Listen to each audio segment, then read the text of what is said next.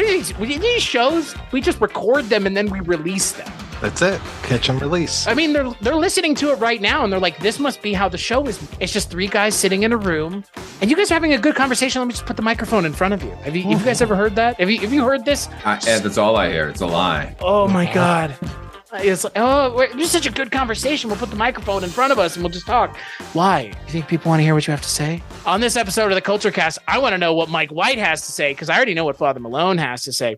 Mike White at the projection booth, Father Malone of various projects, many of them dark in destinations unknown. Yeah, see, there you go. But on this episode, yeah, you're welcome. On this episode of the Culture Cast, we're talking about a movie that I hadn't seen, which is perfectly fine, but it's more shocking when we have Mike White on this show talking about a movie that he's never seen. And it's not, Little Nicky or some piece of shit movie either. Not saying Little Nicky's a piece of shit movie, but perceptively piece of shit movie. Comparatively. Mm-hmm. I like Little Nicky just fine. Yeah, this is more of a prestige. It doesn't use Kate Bush running up that hill as well. You're right, but it's practically the same movie. Ultimately, you got the Rhys Ifans character, that movie, the John Glover character, and it's pretty much the same movie. Mm-hmm. But on this episode of the Culture Cast, we're still watching prep school movies. And like I mentioned, I had never seen this film. Mike White had never seen this film, but Father Malone sure had. We're going to be talking about 1988's The Chocolate War. You know what, Archie? What? Life is sad sometimes. 2 more names. Your name is Roland Goobert. Tell me why you're here! For an assignment. Who the hell do they think I am? I'm in charge here now. The entire school is my responsibility. Don't ever forget that. If the sale goes down the drain, you and the vigils go down the drain. One more name. The kid who just left the field. When they wiped out. Kid named Renault. Freshman. His mother just died. Poor kid. That must be hard. You know what he needs? What? Therapy. You can't make your life very bad. Very sad. Father. It's your mother, Jerry. She's proud of you. Put him down for the chocolates. This is more than a sale. It is a crusade. I'm not going to sell the chocolates. The boys have become infected. A terrible disease, difficult to cure. Yeah, you're missing a lot of things, Jerry. I'm just asking you to take the chocolates and sell them. We're not asking Archie. We're telling. Why keep them calm? Cut out magazines, remind me. I sit and wait alone. Thy will be done. In my room. So the film is directed and written by Keith Gordon, based on the book of the same title by Robert Cormier, and it stars John Glover, Ilan Mitchell Smith, Wally Ward, and boy, Doug Hutchison's in this movie. And Adam Baldwin. Adam Baldwin looking like an adult. Yeah, I will say this. At least the scumbag human beings are playing scumbag human beings, and I don't have to take myself out of the viewing at all. That's fair. So, Father Malone, you'll have to wait for your name to be called to give your opinion about this movie. We'll ask you about the chocolates in a moment. But Mike White. Chris, I was actually going to suggest this because I'm going to ramble.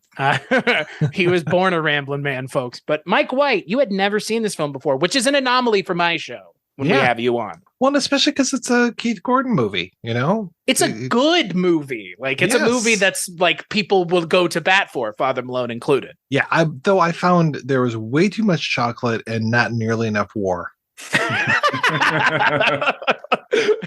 Didn't live 1 star out of 5. Yes. Not no enough chocolate. blood was shed. Yes. Yeah. Other than Wally Langham's teeth flying out of his mouth, I suppose. But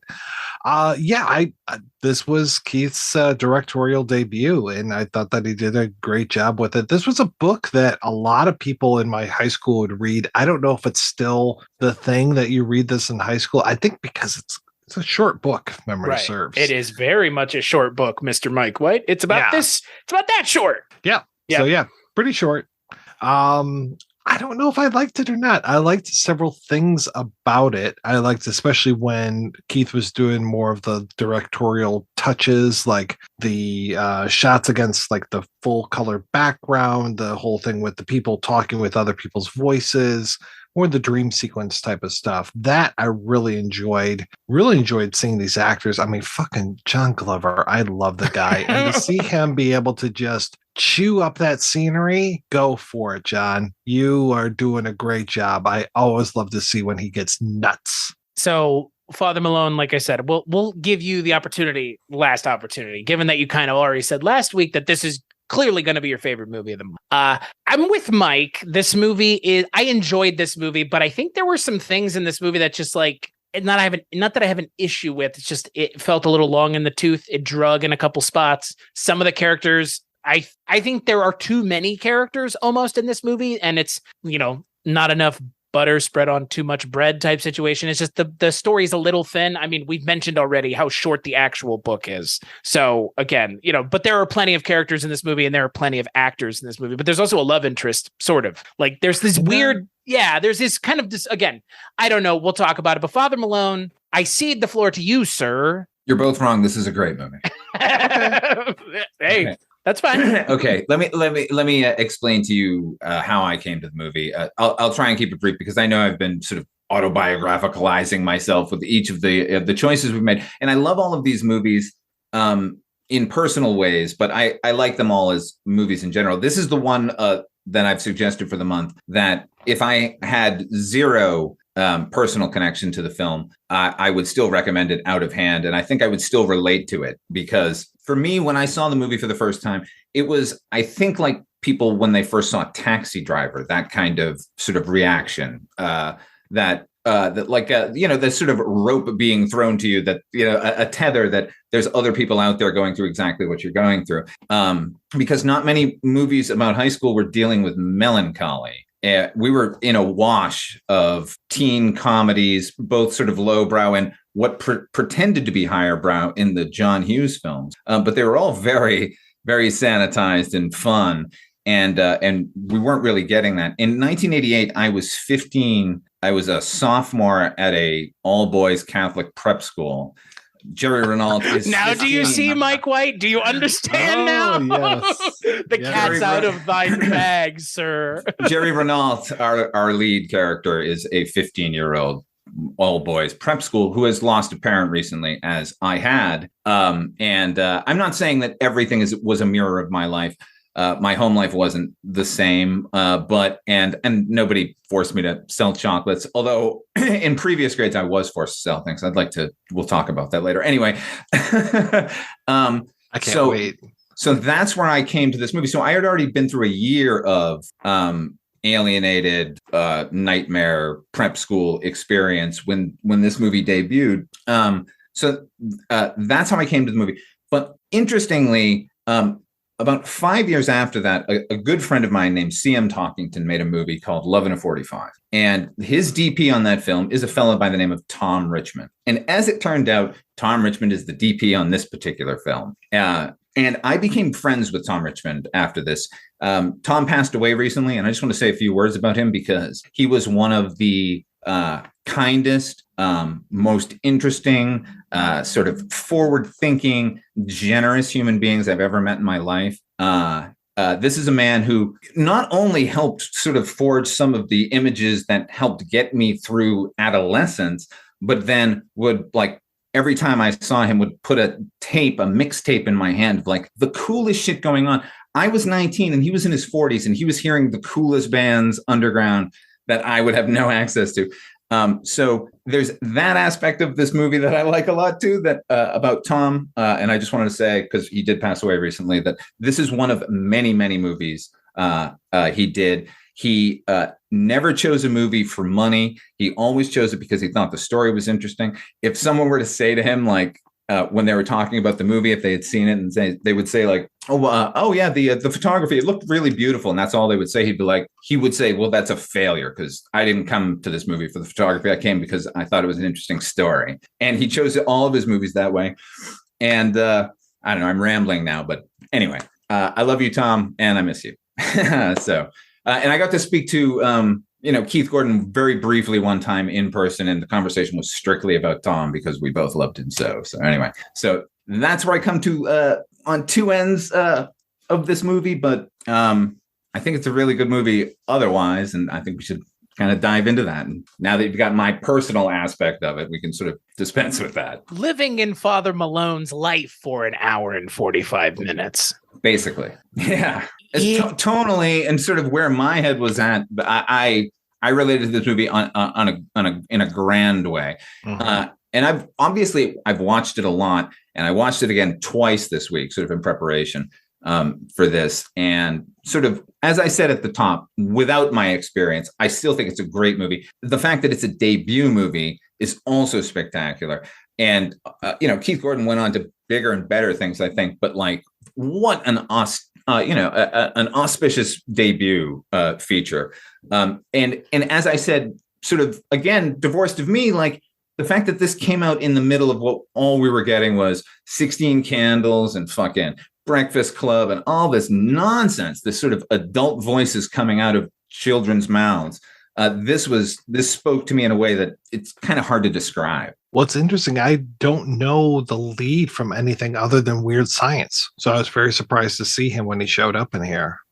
Right. And what a thing to see sort of at the time, having only known him as Weird Science and very prevalent Weird Science. It was on cable all the time. And then here's this other vision of him. It's like seeing Mark Hamill in The Big Red One, like, wait, I don't understand what's going on. But he's really good. I mean, what's weird is obviously his character in the movie is the main character. He's the main character in the book too, but his character is different in the book than in the movie, because it feels like a cipher in the movie. I mean, we're given a lot of internal, like you mentioned, Mike, the internal kind of shots of what's going on inside of his head, where he's seeing all the people in his life with different voices. But he has shockingly little dialogue in this movie. I think he probably has 30 lines, if that.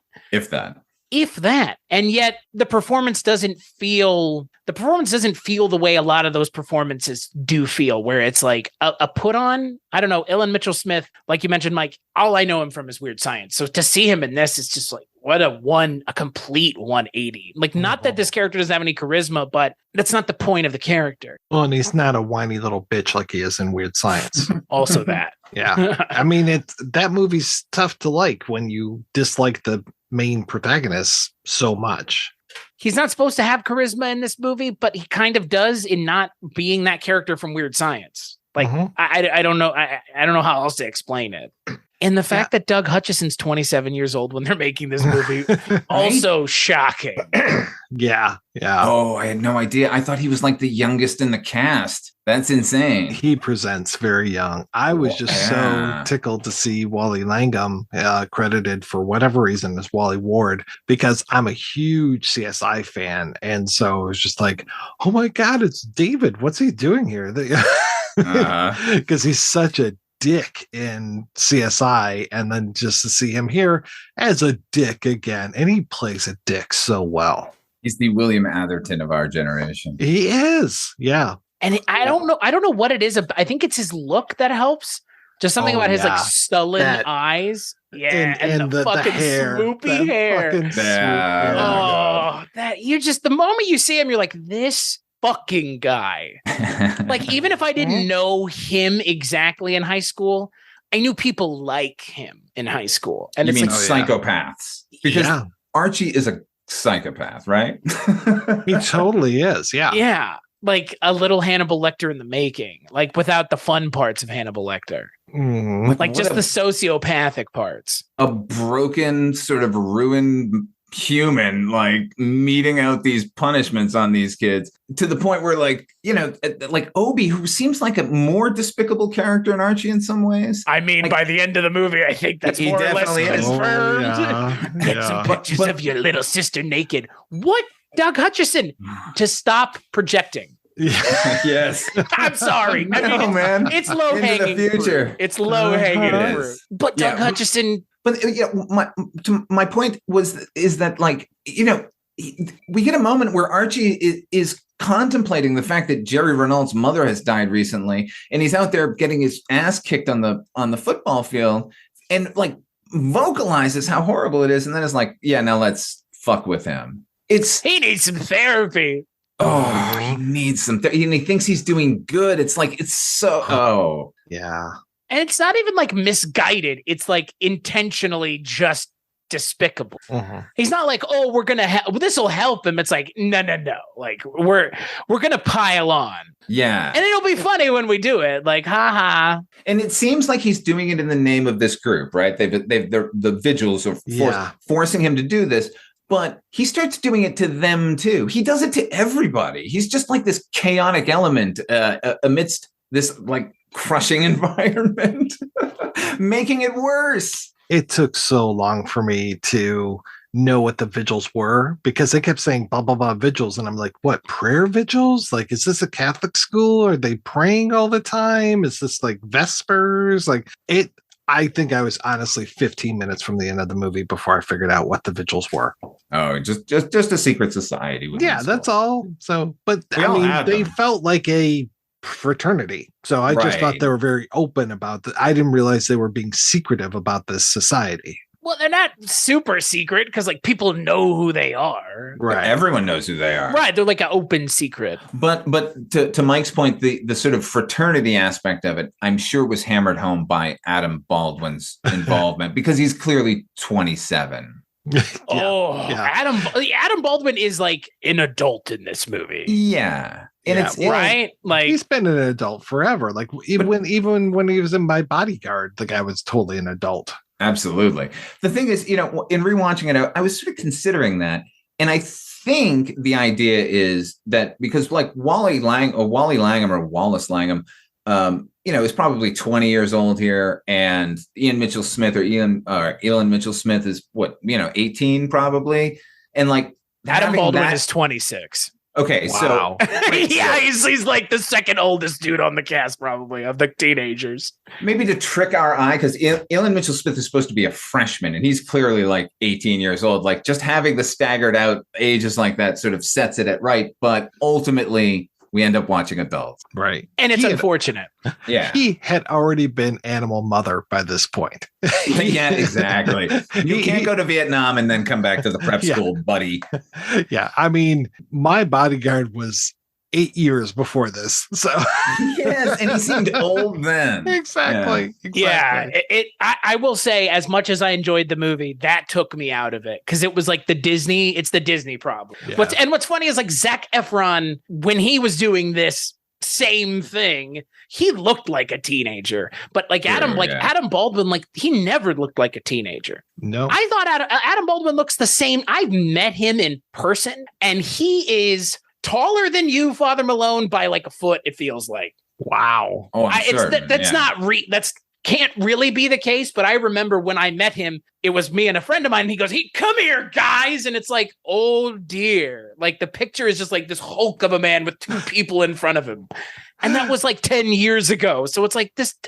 I'm sorry, but Adam Baldwin is the last person you should be casting in a movie about teenagers of any age. Same kind of with Doug, but like Doug Hutchison looks it. I mean, but Doug Hutchison's kind of a squirrely looking guy. Right. He certainly is. And what a shame. I was a big fan of his for a long, long time, starting with this movie, The X-Files, and then Millennium in particular. He's in one episode of Millennium, and he's fucking awesome in it. And then he just went off the rails. What a prick. It's unfortunate. Yeah, because from The X-Files, that Toombs episode is like still. Man, oh man, that Doug Double, he came back. It was such a good villain. They had him on twice. Like, tell me another episode of the show that was like that. Oh wait, other than the aliens, nothing. Yeah. He's great in this movie. I honestly wanted more of his character than kind of anybody else. Because he's so interestingly weird and kind of just like he's not just some like toady character. Like, no, he actually believes in the vigils. He believes in this organization and making sure that they stay in power. And even though he clearly hates Archie, I mean, my favorite moment with this character Obi is when if you haven't seen the movie, this character, Archie, assigns these punishments to these students, and they have to carry it out under the threat of this secret organization, the Vigils. But when he assigns them, they make him reach into a black box that's filled with marbles. It's like 5 white marbles and 1 black one. If he pulls out the black one, then he has to do the assignment. When he reaches in to get the marble and takes it out and shows that it's white, the look of disappointment on Obi's face is priceless. He's just, like, he does that every time. They're all hoping, oh, please get that black one, you motherfucker. We want to see you go. And that's crazy to me that in the book, that's not part of it. That's not part of the finale of the movie is the better finale. Way better. Bro, like 1,000 times better. The book's finale is like the book's finale is not great.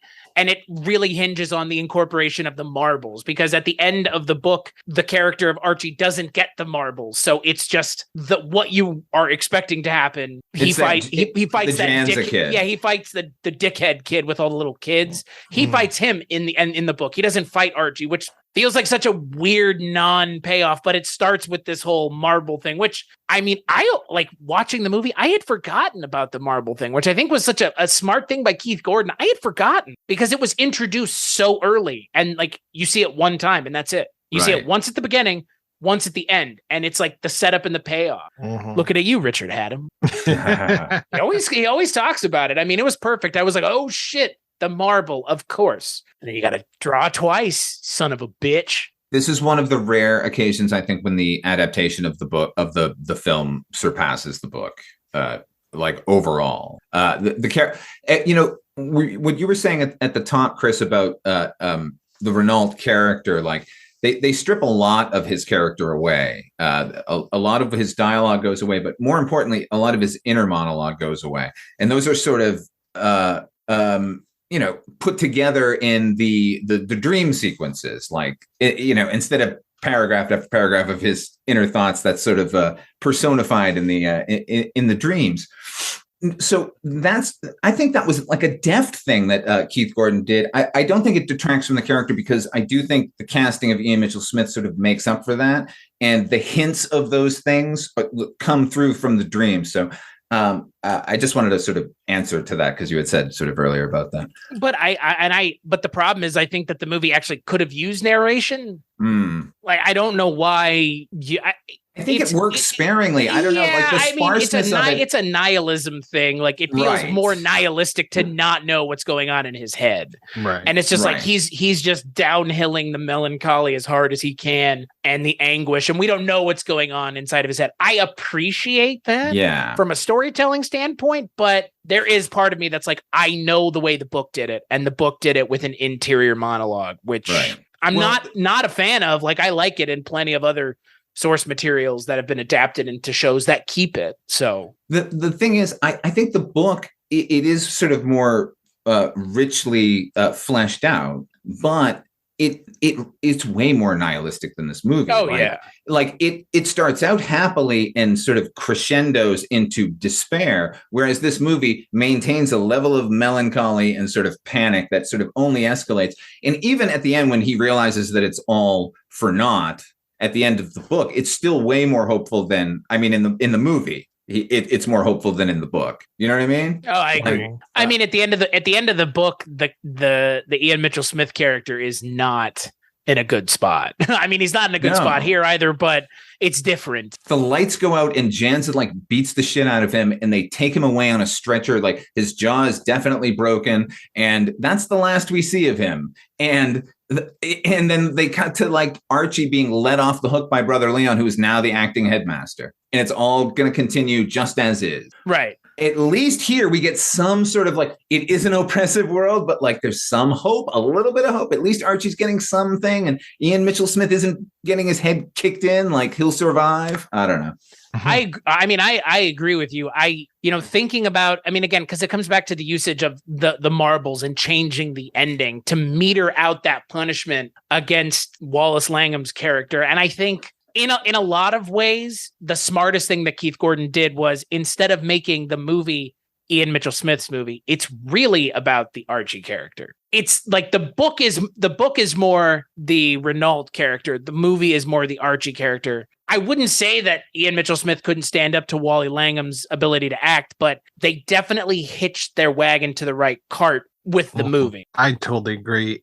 I think one reason too why I was a little disappointed in this movie is I read the opening credits and it said special appearance by Bud Cort, and I'm just like waiting the entire time. He shows up, I have a wonderful time, he goes away, and I'm just like, wait, where's Bud Cort? When's he coming back? I want to see him. They never should have advertised at the beginning, goddamn them. Never came back. Yeah. That special appearance was a appearance of the special variety. Just one scene. That's it.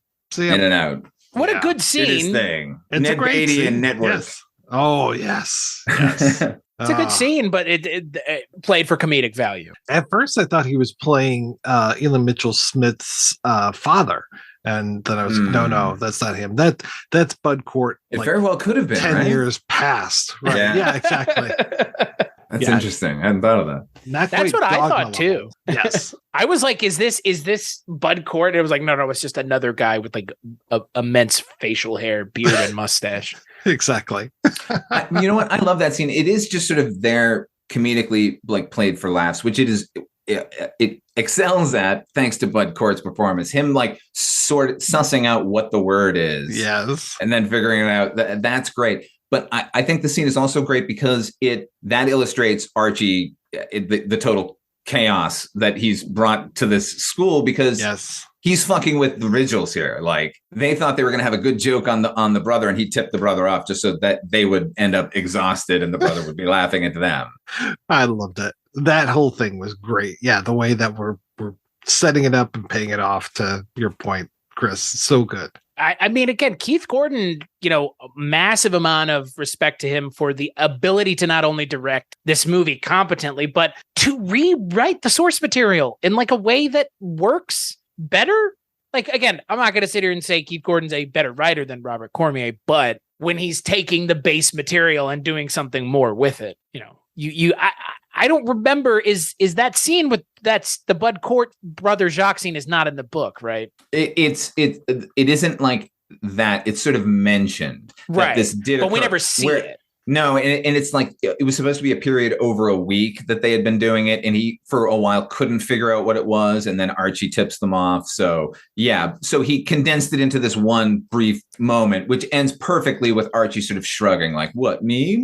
What are you gonna do? Yeah, I've got all the power, suckers. I didn't do anything. I think Wally Langham is obviously, other than John Glover, who I think we'll talk about in a moment, but. Yeah. Putting Wally Langham as the lead, I think, was really smart. Because, again, I think this is really his movie.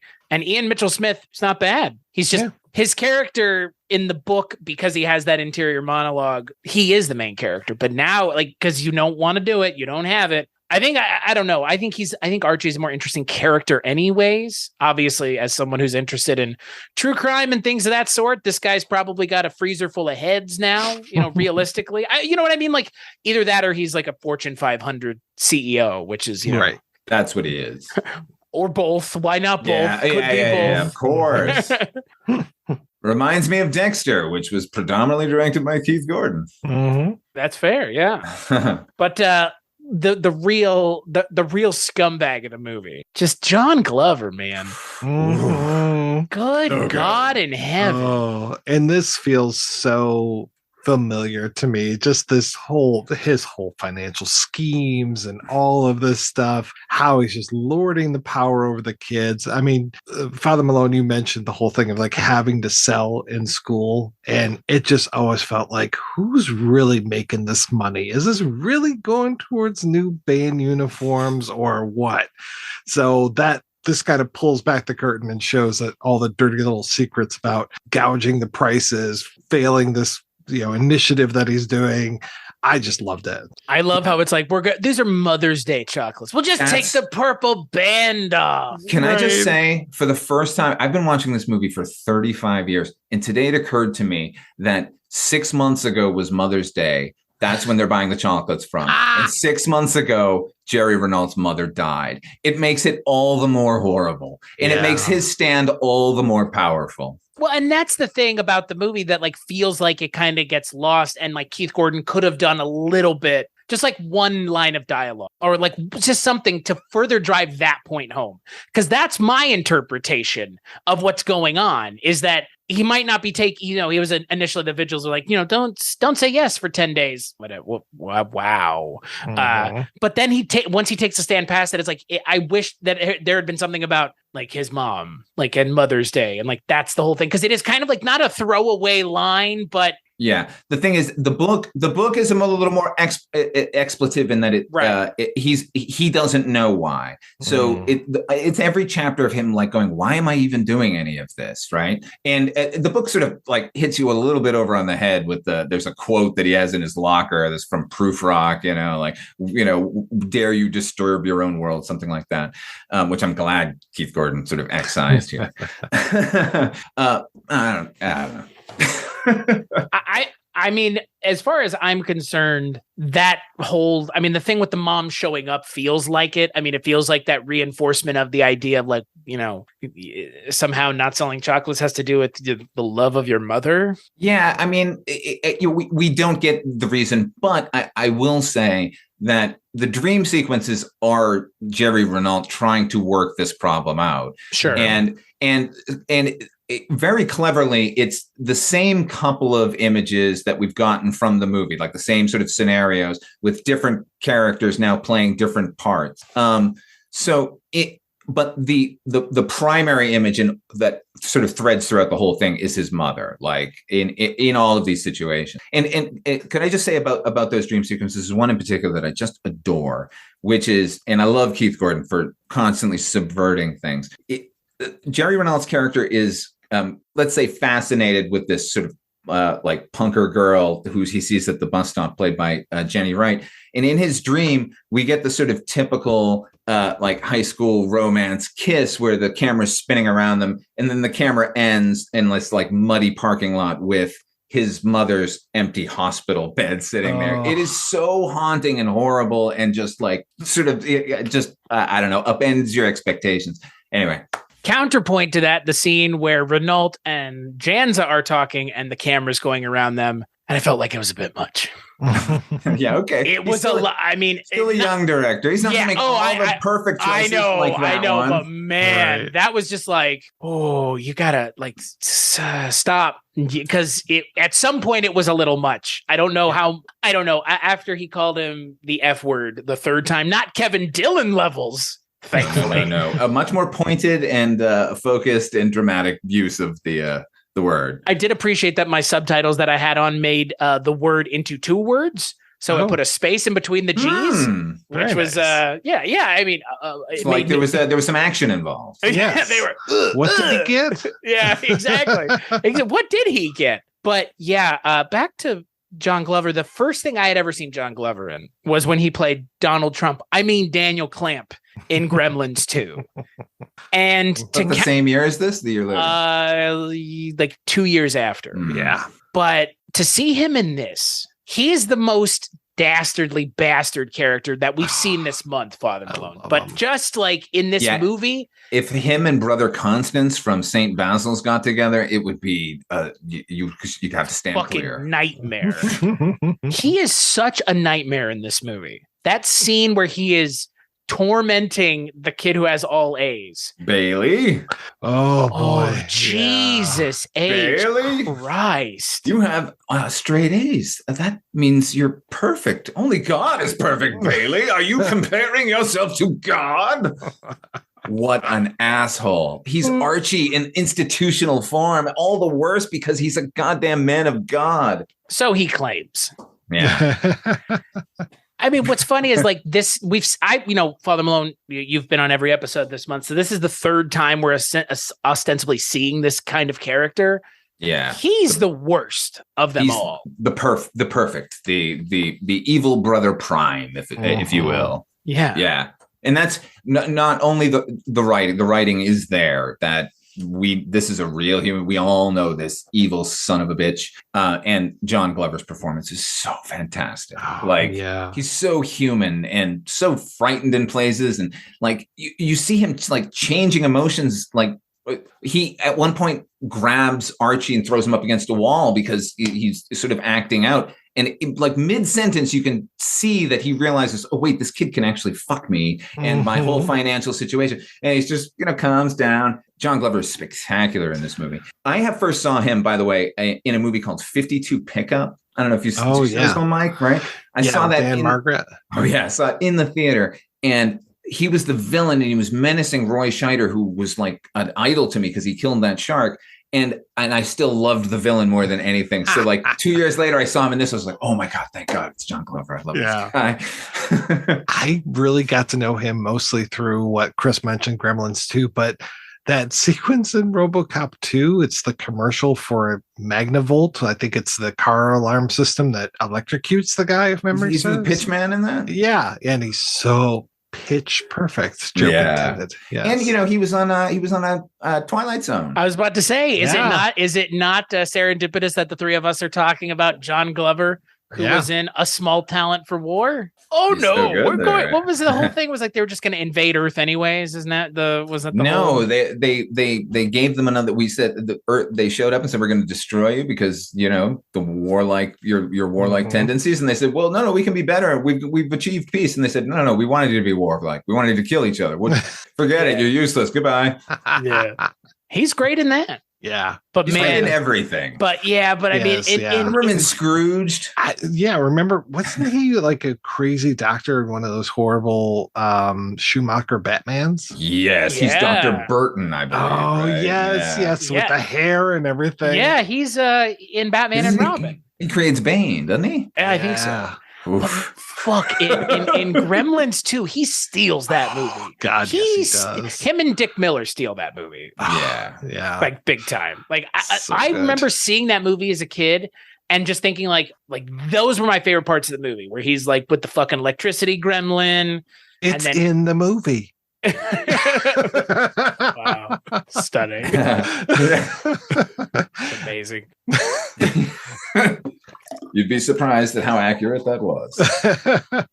But I love that movie. Yeah. And I love him in that movie. I mean, he makes that movie not way better than it has any right to be, but when anybody watches Gremlins 2 not knowing what that movie is, he is a welcome addition to the madcap bullshit that is that movie. He's the cherry on top, man.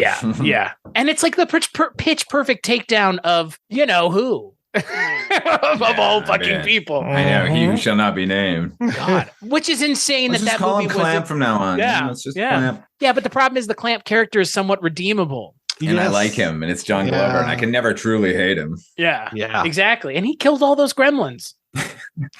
even the brain gremlin, who ostensibly was doing nothing wrong. Yeah, that's true. He's just living his life. And the sexy gremlin. Yeah, but the sexy gremlin was still the sexy gremlin was still alive at the end. Oh, that's right. Oh, Mike, get out of here. A while since I've seen Gremlins 2. Really? Yeah. You'll have to watch it for the. I know, but you'll have to watch it for the upcoming Gremlin series that's HBO Max is releasing here in the next 6 months. Or whatever. Yeah, they're releasing some Gremlins. Something. My God, what is old is new again. Joe Dante's not involved, is he? And they'll just do it all through CGI instead of puppetry this time. If Howie Mandel's not involved, I don't care. Yeah. They couldn't get Howie back for that? They probably did. I mean, all he has to do is make a couple bleep bloops, little meep moops. Gurgly sounds. With special appearance by by Bud Cort in Gremlin. They should put him in one of those VR suits, those mocap. Mocap suits. Make him mocap like Benedict Cumberbatch for fucking Lord of the Rings. Yeah, for Gizmo. We really need you to go for it here, Howie. All right, Howie, that's enough. Get the suit off of me. I can't stand it. It's so hot. Don't touch me. I gotta get it off myself. Is that low-hanging fruit or just clowning on a guy with agoraphobia? Yeah, poor guy. Yeah. I mean, he'll wet his tears with the millions of dollars from Deal or No Deal. All those Deal or No Deal reruns that people just can't get enough of. Oh my God. You know what, though? Speaking of actors from the 80s, Father Malone, I have, in the last couple, sitting down to edit this show, realized how much you really dislike John Hughes. Oh, do I? Okay. I don't know that I do. I don't know if you don't, given the way you've talked about John Hughes the last 3 times. I like National Lampoon's Vacation. I like Some Kind of Wonderful. That's it. Most of his stuff, I felt as a person that age, I felt kind of insulted at the time that it was just, it felt like John Hughes talking to fucking John Hughes. I'm like, who amongst us is speaking this way? And more infuriating was everyone loving those movies and thinking that they did. Like, you guys aren't this clever. This is a fucking 40-year-old man writing your dialogue here. Anyway, and I don't know, it was just simple and classist and silly and it broke high school down into like cliques that, you know, are there, but kind of reinforced them in a way. I don't know. To me, as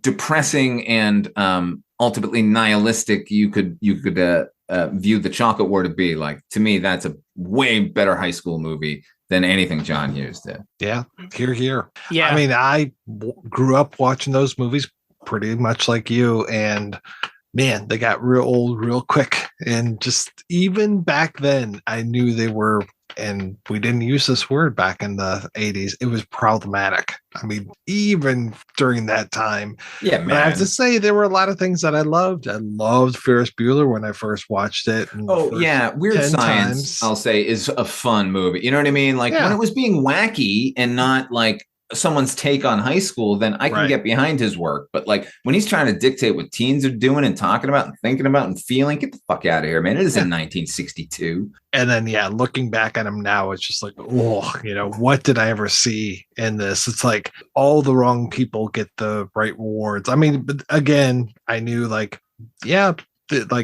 Ducky, he's kind of a creep. He's supposed to be the fun character, but, he's just pretty much a creep. Not that anybody is a nice person in that movie, other than maybe Harry Dean Stanton and Annie Potts.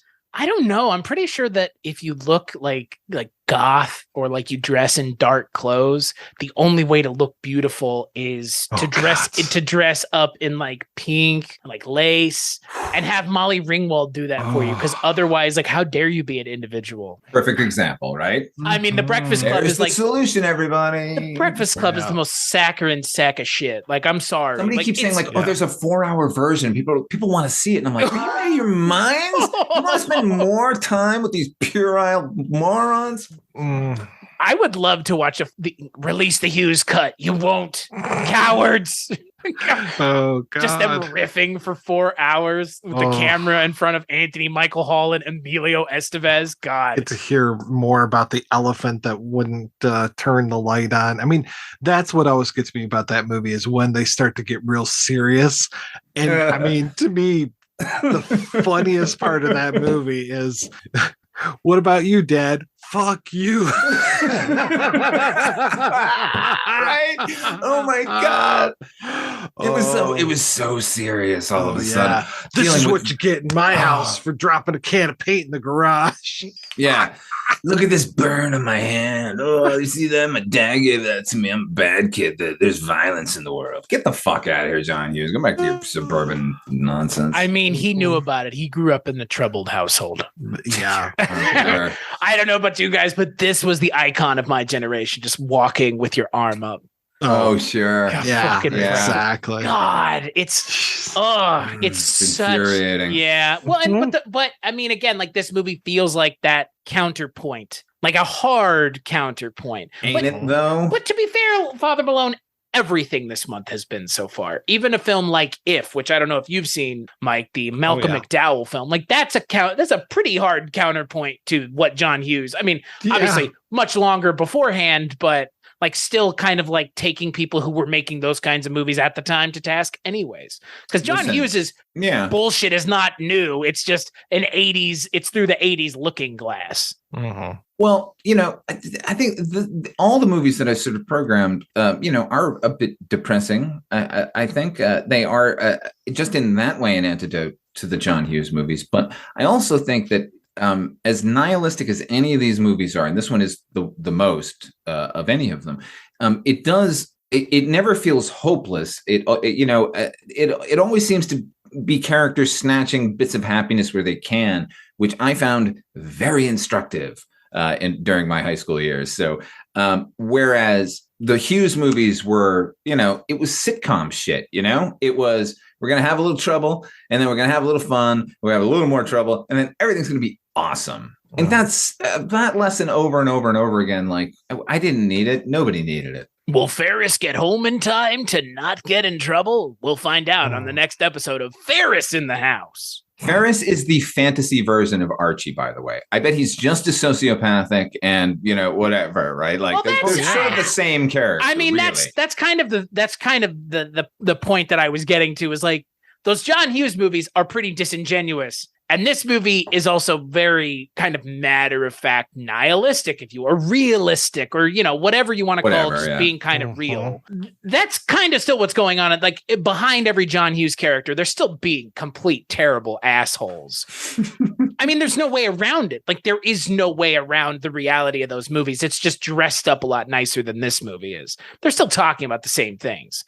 The John Hughes movie is just not being honest about it. Just trying to say, well, I mean, still at the end of the day, like, the clicks aren't bad as long as you know your place in them. This movie's like, there is no knowing of your there is no knowing of your place. You don't know what your place is. And slide in ways you don't even recognize. Like, what's funny is in this movie, I sort of clocked it this time.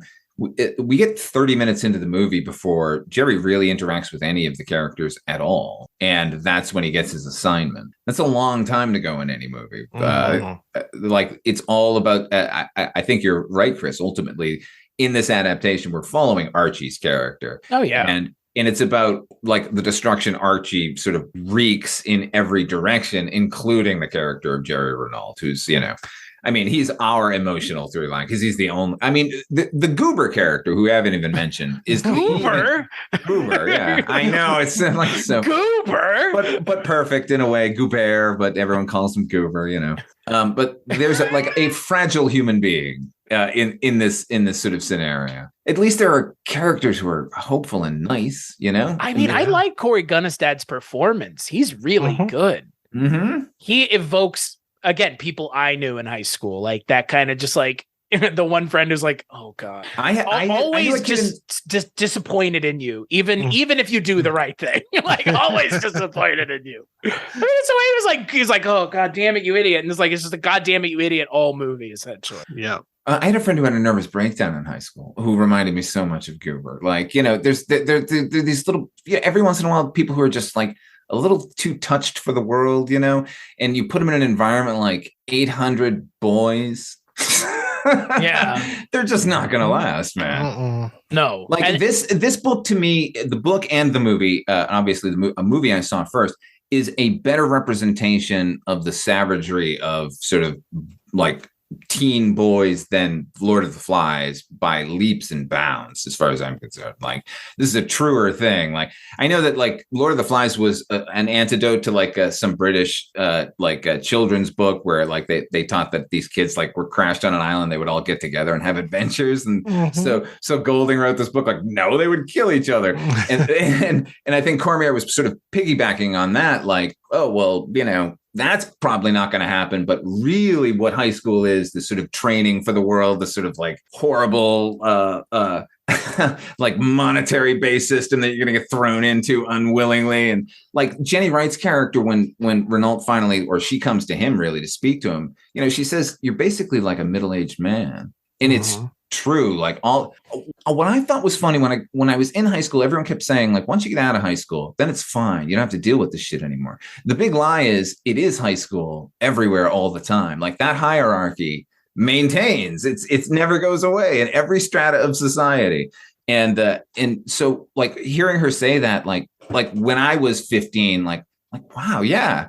Like, we're just getting on the fucking bus and going to work and coming home and like, watching TV and doing it again. Like, I don't know. Selling chocolate, selling those Mother's Day chocolates for $4, double the price of last year. $4. $4 for chocolate. Can you imagine that? Yeah. Like, if somebody said it to me now, it's $4, I'd be like, I don't think so. Like, this is 1988. Yes. And I gotta get, Wally Langham, I've never seen an actor eat chocolate so sexily since Johnny Depp ate it in Chocolat. I mean, I think, okay, Can we can we talk about the homo in the room?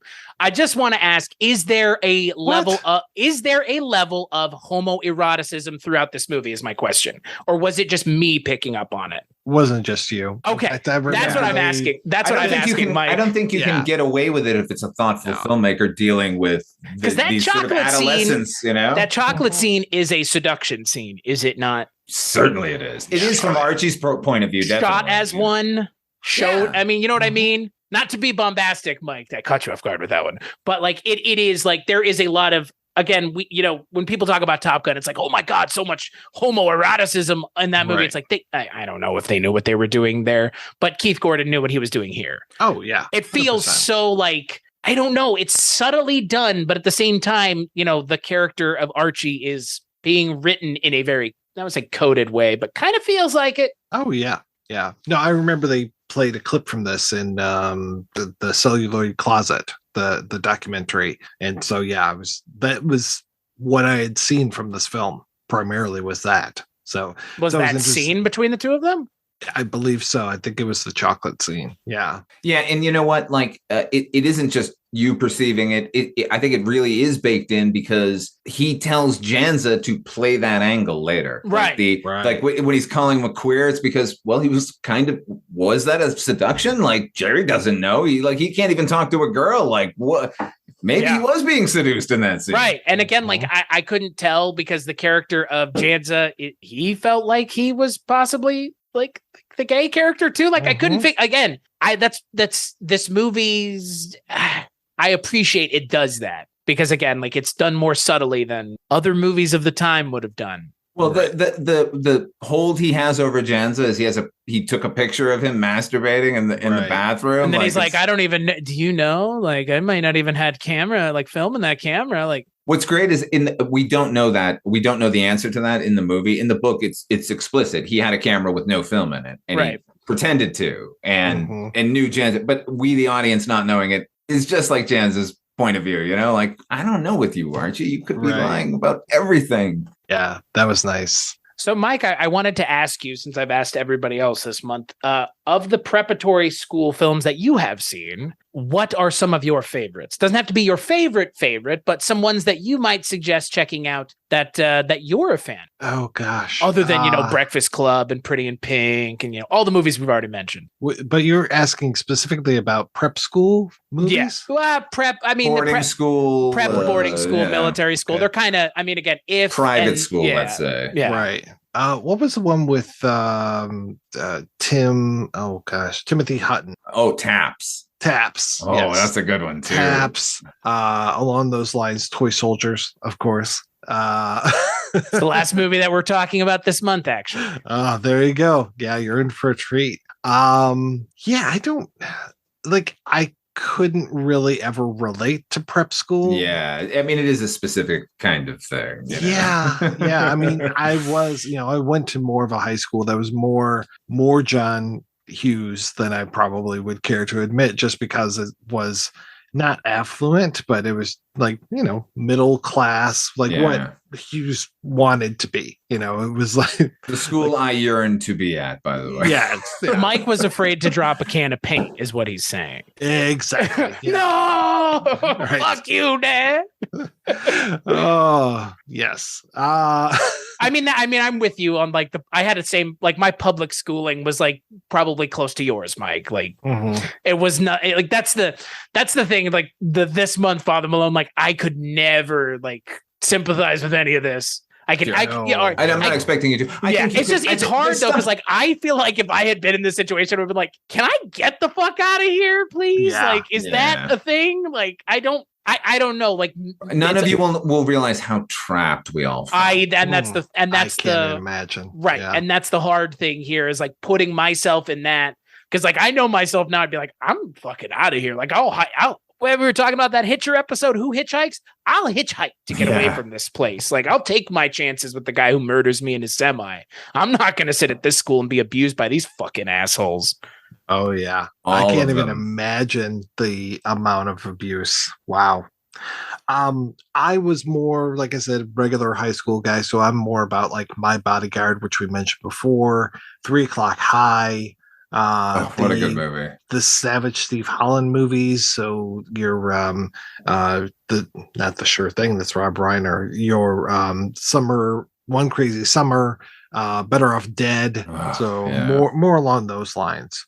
But I draw the line when it comes to John Cusack and then the Cameron Crowe stuff. So that Say Anything, that was the one misfire for me. Oh yeah, that one's rough. Everyone loves that movie, and I was just like, no, come on, stop it. Is that the one where he's is that the one where he's creepy outside with the boombox? That's the one. Okay. And that's not even the worst part. The worst part for me was like just the movie's going along and it's trying to be like a romantic film, and then all of a sudden, oops, my dad committed fraud against these old people. Like embezzlement. Like this embezzlement story comes out of nowhere. And I think Cameron Crowe thinks he's overstuffing things. Like, oh, I'm filling it with all this plot. No, dude, we don't care. Exactly. As soon as it takes that hard right turn, I was just like, this movie is not what I wanted to see at all. And I'm 18. I'm not really into a romance movie at the time, but I'm just like, this is wrong. This is not right for this to suddenly happen.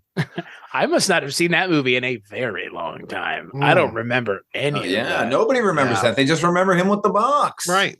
I just remember him saying kickboxing sport of the future. Yeah. Exactly. How right John Cusack really Keymaster. was. I'm the Keymaster. Yeah. God, I must not remember that movie at all. Is that for okay? So as we're coming to the end of this month, what's the worst example of these movies? Is it just like the John Hughes Breakfast Club stuff? Is that kind of the worst example of these like high school movies, just in high school in general, not even prep school stuff, just high school stuff in general? Or John Hughes kind of the most like easy offenders to point out and be like, these are the ones that are kind of the problem? Well, they're the most pervasive. Yeah. Right. They've taken root in pop culture pretty hard. Yeah, I can point to movies you've never heard of that are terrible high school movies. Right. But like they, you would never have heard of them. So the Hughes movies in particular, I don't know. Like I said, there are a few of them that are fine, but like Breakfast Club and fucking what is 16 Candles with it's all third act rapiness. It's so Revenge of the Nerds, boy. That's a movie that when you watch that, talk about third act rapiness. Jesus. Yeah. Why was that such a thing in the 80s? Like,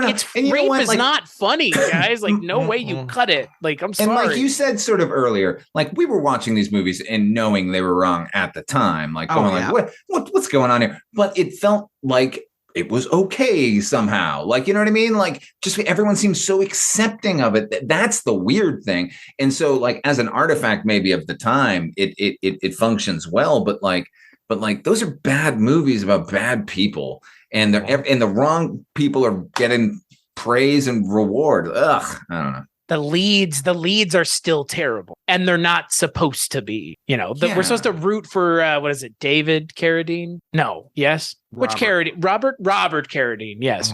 And like it's okay because she's into him. It's like no, like this is all wrong. Like this raping was so good, I can forgive it. Yeah, like what in the fuck is this? Is just like, it's Molly Ringwald's boyfriend or want to be boyfriend, and 16 Candles basically giving his drunk girlfriend over to Anthony Michael Hall. Ooh, yeah. Yeah. The politics of those movies, man. I mean, again, like the Breakfast Club thing about like the, Jennifer Jason Leigh's character is like the easiest one to just like run up the flagpoles. Like, what in the fuck are you guys thinking? But there's so many of them in those movies. Like, I think, look, those movies don't need a reappraisal by people because I think it's obvious what the issues are. But like, I think we can move past them as accurate representations of high school. I think we definitely have. And I think this movie was one of those sort of opening salvos that like, we're finally talking about high school aged people, like in a popular way. Like, let's do it realistically every once in a while, even as fantastical as this movie is.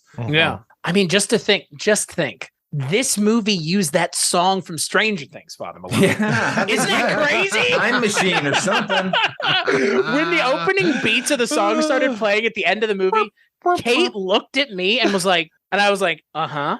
Yeah. And then she once the movie ended, she looked back at me and you know what she said, Father Malone? I understand why Father Malone is so angry about that song now. I'm not angry. Oh, no. I wasn't.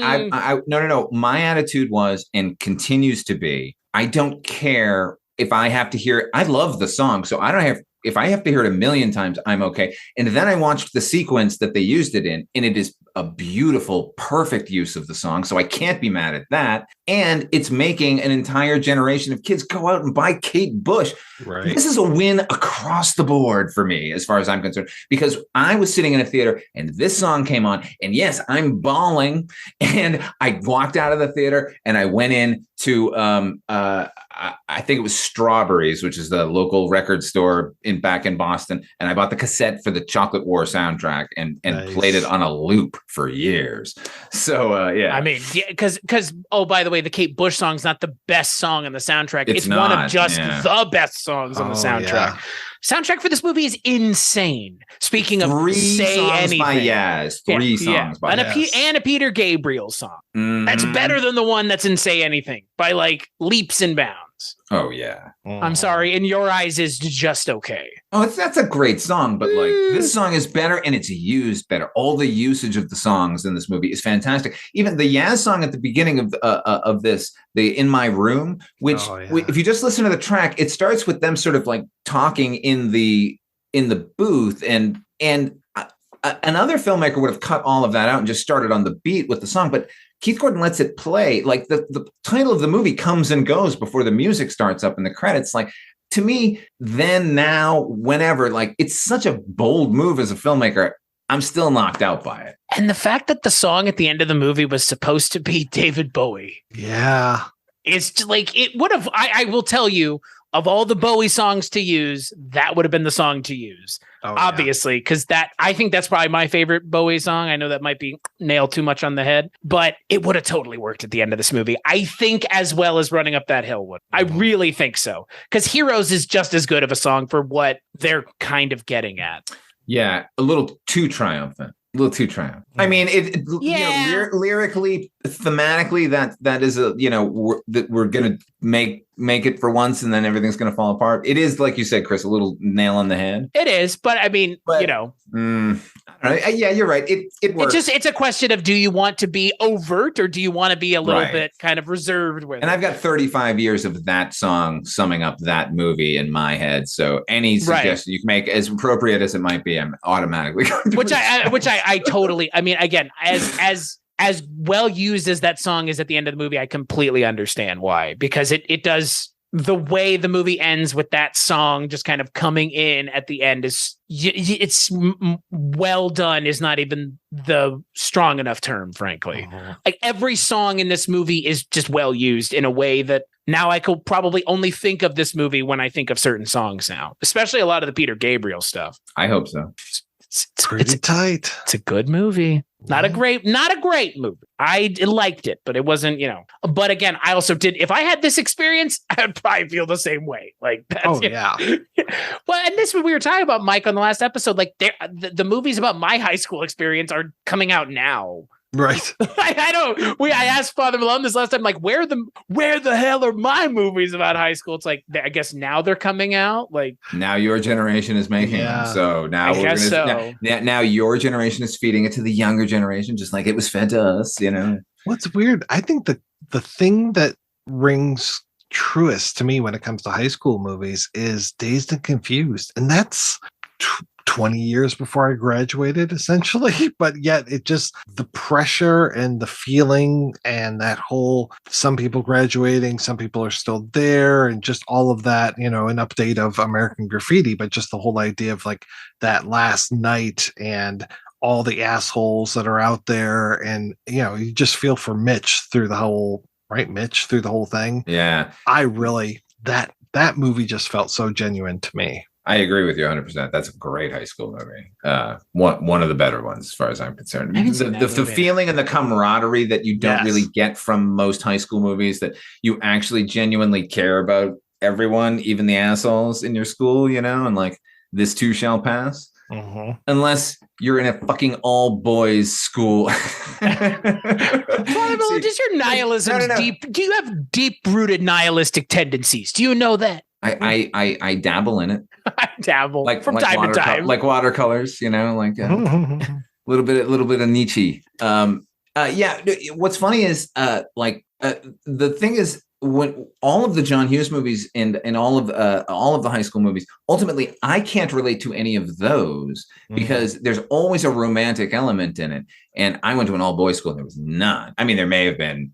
I mean, right. you know what I mean? But like, as far as like interacting with girls and sort of that level that permeates every kind of high school movie, like we were completely devoid of it. So when a movie comes along like this one, that is not just Up the Academy or, even Heaven Help Us, which I love, but like has that unnecessary love interest. Yeah, it is and it is a romp. You know what I mean? Like this, to me, like I grabbed onto this movie with two hands. You know what I mean? Just it is the most distilled down version of everything else I've seen up until this point this month. Right. All of those movies have elements that are in this that sort of came out of the book, but like this is the perfect distillation of it. Yeah. Did you? I mean, I'm going to assume yes, but what did you think of the films School Ties and Dead Poet Society? Yeah, the big two that everyone in my schools were all watching and pretending that those were our lives. Exactly. That was the prep school version of the John Hughes movies. That was also like, get the fuck out of here. Are you crazy? This is so devoid of us, you idiots. Is it like hyper romanticized? Dead Poet Society in particular. Dead Poet Society replicates the scene from Chocolate War, by the way. With the Brother Leon's speech about you were a part of Nazi Germany here, like Bailey wasn't cheating, you should have stuck up for him. That it gets dramatized in Dead Poet Society, where they're all walking and marching together, and they all start marching in step. And Robin Williams is like, "You march to the beat of your own drummer," but that's all glowed, like a sort of sunset glowing version of life. I rejected Dead Poet Society out of hand when I saw it. I continue to this day, even though I like a lot of the performances in Robin Williams, obviously, and Ethan Hawke. It was fantastic. Can I just share one quick thing? This is just a very personal thing, but when I met Tom Richmond, this was in 1993. He had just come off doing Midnight Clear. And that's so good. For the first 2 weeks I was hanging around with Tom, he kept calling me young Ethan because I reminded him of Ethan Hawke. And that made me like pray that Ethan Hawke was a good person. And you know what? I think he might be, ladies and gentlemen. Yeah. Yeah. What, a good person? I think so. I think so too. And I'm happy to see that. So I was like, is he making fun of me right now? Right. Nobody would tell me. A Midnight Clear is so good. And that's another one where Keith just elevated that script. It's a great book, but man, what he did to that script, it's fantastic. I think every one of his adaptations improves in some way on the source material, like so much. The Midnight Clear is a masterpiece. I think that's his best film. Yeah. I would say it's a shame that he's just doing television now, but all of those are great. Like everything he does. I love Keith Gordon. Like as a director, he was always interesting and inventive and experimental. And before that, he's like one of my heroes from Jaws 2. Like, oh man, I loved him as Arnie Cunningham. I mean, just also his character from Back to School. Just so great. And he defeated Michael Caine. Yes. That's the only thing I've seen him in. He's great in every single one of those. You know what else he's great in? All That Jazz. As young Bob Fosse's one scene. He's fantastic. Keith Gordon is he should be a national landmark or something. Yeah. And he directed 2 episodes of that Wild Palms TV show, which was actually pretty good. So it was good. Yeah, Keith. I liked that at the time, and I was a fan of his at that time. I was, and like you said, a ton of Dexter too. Like, hell yeah. And not just Dexter, but like the good times of Dexter. The good Dexter's good times, not. And he gets killed on Dexter. He shows up and gets Oh killed. yeah, that's right. Wow. Yeah, that's right. I forgot, man. Keith, what a. We're starting a Keith Gordon podcast. That's it. What a career! What a career to have! Like what a wild, all over the place career. I haven't seen him act in anything since I Love Trouble, which he fully admits that he used as an excuse to get Mother Night into Nick Nolte's hands. Good for him. Yeah. Again, another, maybe some might disagree, but Mother Night works for me better as a movie than as a book. It's a fantastic adaptation, and what he does with it is wonderful. Yeah, and anybody who likes Kurt Vonnegut stuff needs to see that. Never heard of it, but now I'm going to watch it. Oh, it's so good. It is so good. And the fact that this is Keith Gordon. And the fact that this is his first movie too. Yeah. Like, again, like you could do much worse. Like we've seen it. Oh, yeah. I've seen Maximum Overdrive. I mean, that's still okay. There's some people who should not be filmmakers. Keith Gordon is not one of those. He definitely should be a filmmaker. And he's a good actor too. And that's not necessarily, those things don't always, right? A twofer, good at both. Prick. Yeah. And he's a nice guy, which is even more insulting, you know? How dare you work in our industry and not be a complete raging asshole? What? Right. God. Oh. Yeah. So, Mike, final thoughts on The Chocolate War. I'm really glad that I saw it. I'm much more of a better Keith Gordon completist now. So I think I've just got one more thing to see, and of course all the TV, because he's been working so diligently in TV. I haven't seen this last project at all. I didn't even know about it. But it looks pretty cool. It's sci-fi, so I think I'm into that. What about you, Father Malone? What about me, as far as my summing up Chocolate War? Yeah. It's hard for me to be subjective about the movie. I think it works as a movie overall. I don't think it's a perfect movie, but as a first film, it is spectacular. Like, all the performances are really good. I think it's one of the better adaptations of a book. I'm just going to now start saying its praises. Subjective or not, I don't care. Like, I think it's a great movie. And I'll just sort of reiterate what I said at the beginning, which is even movies that didn't stick to the classic sort of high school formula, very few of them ever alight on the level of depression and loneliness that is embedded in the high school experience. And this movie maybe goes too far in that direction, but to my mind and my experience, this is as close as visual representation of it as you're going to get. So I think it works on multiple levels, personal and sort of cinematically. And I hope that even one person goes out and watches it after hearing that. I agree. I enjoyed it. It's again, I can't really put myself in those shoes of any of the characters in this movie from where they were, but how they feel is a different story entirely. I can empathize entirely with the feelings of all the characters, more or less, the weirder ones, the ones that were in control, out of control, however you want to perceive it. But to your point, to both of your points, this is an interesting movie. It's a movie worth watching. If you're looking to see what Keith Gordon can do behind the camera, obviously it's his first film, but then everybody in front of the camera too is also fantastic. And you've got John Glover. I mean, everybody involved is great. The soundtrack alone is fantastic. So if this is something you've never seen, you should totally check it out, because ultimately these are experiences that not all of us get to have. And a lot of us, shockingly few of these experiences can even exist anymore. Mm-hmm. So that in and of itself is another reason worth checking this out, because for a lot of us, this is not an experience that many of us can ever have or could have had to begin with. So I think from even that standpoint, it's pretty interesting. But yeah, no, Father Malone, I feel like I understand you just a little bit better. Unfortunately so, yeah. But on that note, we'll take a break and we'll play a preview for the final episode of September. The Regis School for Boys, where the country's best families... Hey, bring that back here! ...send the world's worst students. If you're gonna kick me out, kick me out. I'd make 4 prep schools in 4 years. You're trying for the Guinness Book of Records? But these boys are in for a real shock.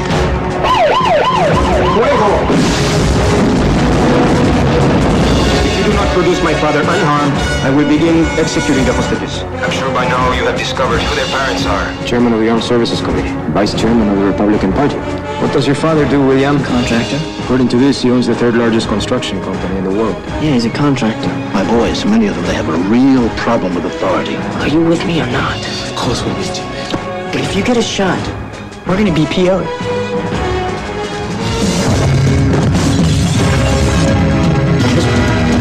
I have an assault force in the staging area 5 minutes away. I've seen these orange wires. These are wired to explosives. The kid can get the other students out of the line of fire. If any one of these wires is cut, they will explode! This kid has been kicked out of 2 schools. 3 schools. No. That's a detonator. He's got guts. He's a leader. Billy says he can do it. I gotta believe he can. That's the signal. You're right. We're really gonna do this? You bet.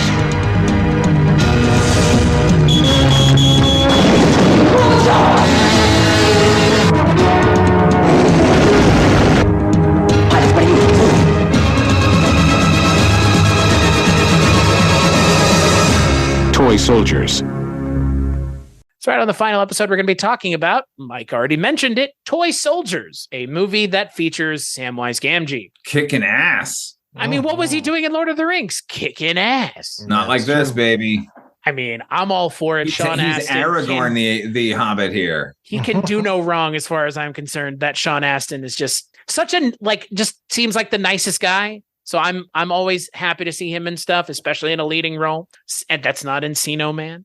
So we'll be joined once again by Father Malone and our good friend, the aforementioned Richard Haddam. So until then, where could people find you, Mike White? What's going on over at the Projection Booth Podcast? Oh boy. Well, trying to get going here on Checktember, recorded some stuff and have yet to edit it. So hopefully we'll be doing a big old Checktember drop here pretty soon. And then moving into, you guessed it, Shocktober?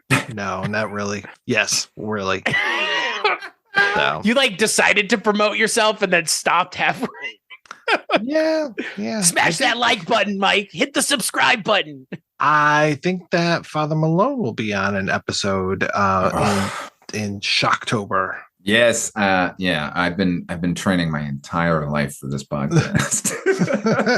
Do you know how many times this week alone I have watched Dawn of the Dead? Oh, wow. Different versions. Yeah. Three times already this week. Wow. Yeah. I'm just getting going, baby. I'm looking forward to recording. Prepared.